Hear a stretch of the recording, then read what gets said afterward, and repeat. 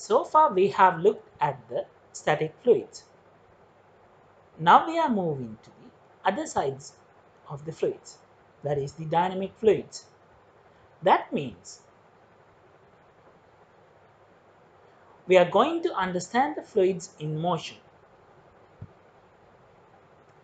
We can differentiate fluid motion into three situations: internal flows, flows like pipe flow, where the fluid is entirely surrounded by a solid boundary.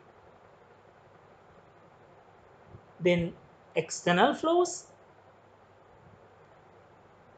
In these flows, the fluid flows around the outside of the solid. For example, flow of air around a building or water around a submarine. Third is the free surface flows, and now that is flows that present a free surface to the atmosphere. We can take examples of rivers, streams, and free jets. In this model, we are mostly looking at the internal flows. That means pipe flows.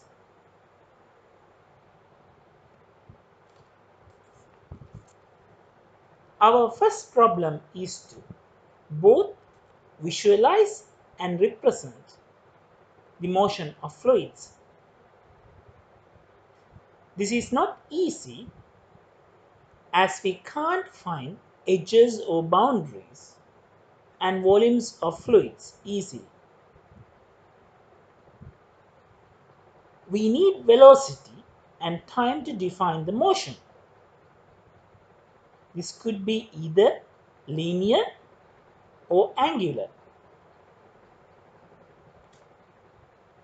Due to the undefined volume of fluids, we can't simply define the linear velocities.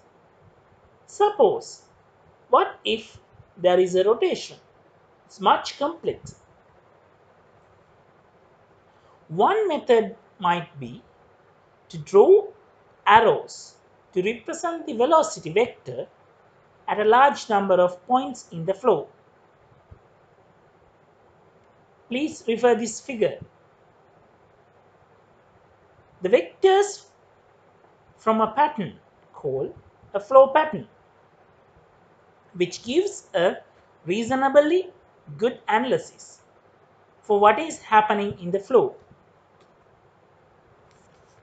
However, it is tedious to draw these flow patterns. Therefore, we are not going to look into these flow patterns.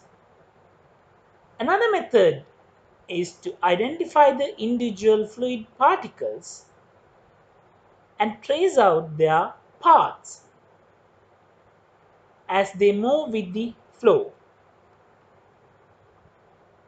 These are path lines. However, they are not easy to be drawn. Yet another way is to tag all particles that pass through a given point in the flow. This is usually done by introducing a stream of dye into the flow. These lines are streaklines. However, they are not that much useful for us for the analysis.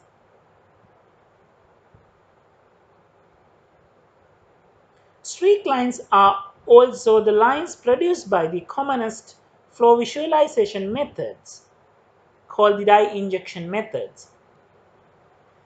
The last method involves drawing lines through the velocity vector field such that they are everywhere tangential to the local velocity vector. Please refer to the animation.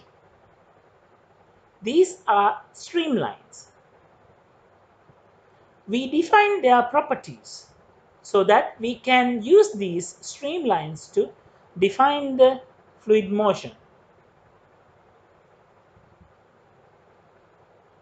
Now that's a summary of the three lines that we have discussed.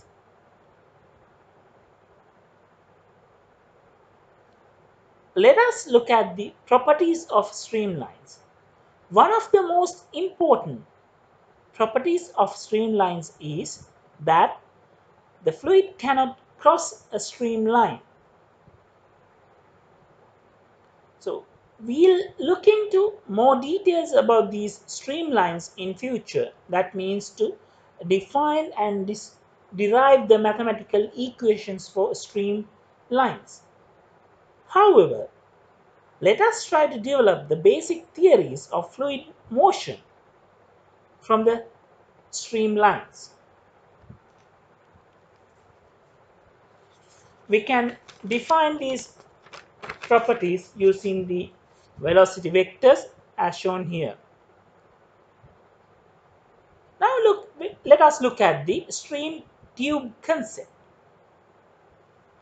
Let us take a set of streamlines and build a tube. Please refer the figure. As we can see, we can have three surfaces. Surface 1 and surface 2 are plane surfaces. However, the surface 3 is the circular or the curved surface. Now, due to the properties of streamlines, there is no lateral flow. Thus, there is no flow from surface 3. Therefore, the flow can be happen only from surface 1 and surface 2. Therefore, the fluid entering the tube must be exit through the other end if the volume inside is to remain constant. That means if the flow enters from surface 1, it has to leave from the surface 2. We call this controlled section as a control volume. Now we use this control volume to have the volumes defined in fluid mechanics. Please see the figures and identify the control volumes.